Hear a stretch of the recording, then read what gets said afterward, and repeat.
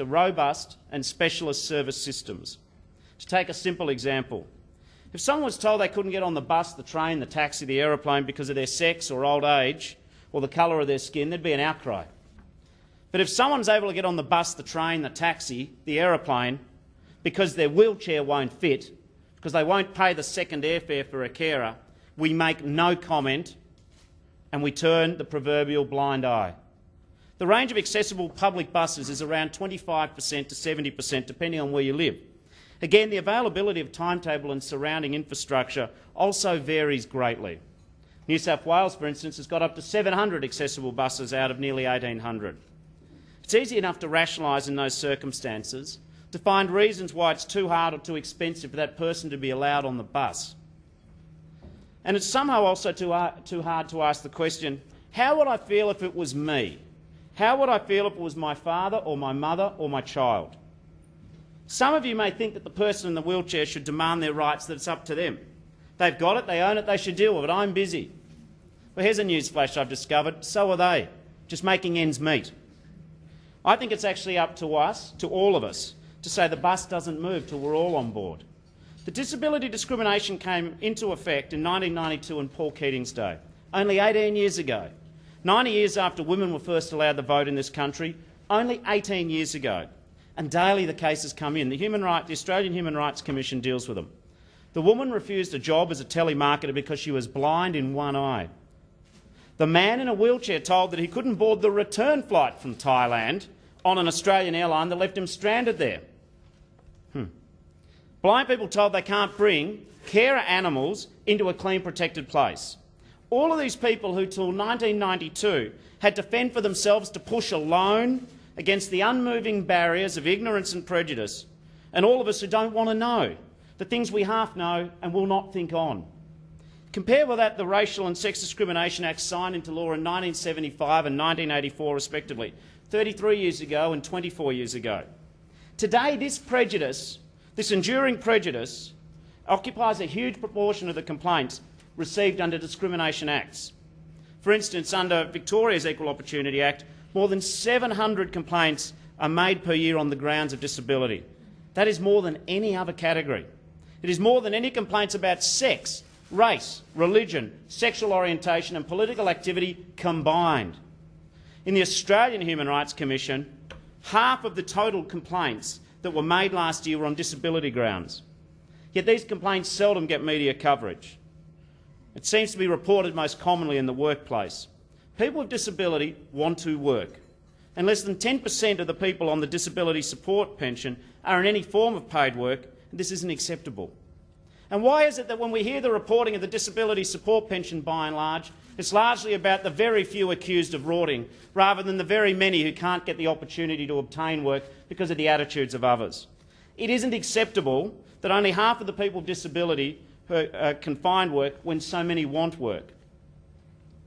Australians and humans generally, we are challenge-seeking animals. We all know that. And a good many companies do get this. They understand that people with disabilities stay in one job longer and are less likely to be injured at work. And they're telling me this and they get it. And some of you in this room are involved with that effort. But there are also attitudes which are blinkered, perhaps like mine a year and a half ago, not deliberately malicious, but certainly ignorant, and no doubt many other people. The Rudd government has, with the support of the opposition, which is a happy rarity unfortunately these days, altered the Act to add in clauses to do with catering for people with disabilities and how to take steps that were not unreasonable to better accommodate them and serve them in the workplace. These changes have been attacked by a few in the opposition and a few in the business community as being potentially damaging to business. Too costly, too disruptive, not reasonable, not economically sound, not economically defensible. Unthinking prejudice wearing the fig leaf of economic responsibility. They say that it'll cost more in workers' compensation. There is not a shred of evidence to support this. They say that modifying the workplace will cost too much, on average less than $500.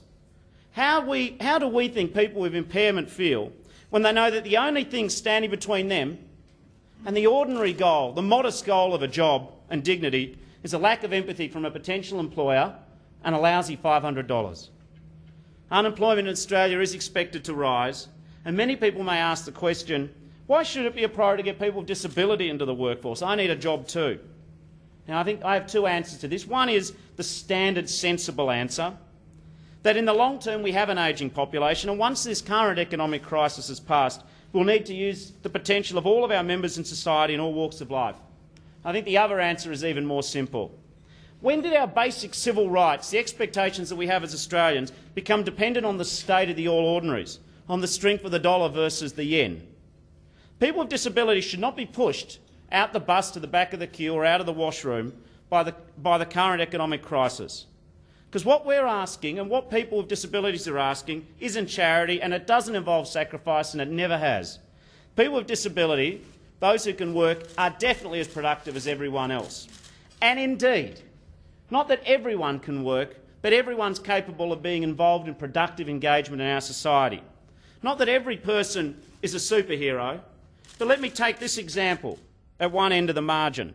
Take the example of 4 people looking for work. One, let's call him Leo, he's deaf. The second, Frank, is in a wheelchair. The third, Helen, well, she's blind. And the fourth, Steve, can't make himself understood.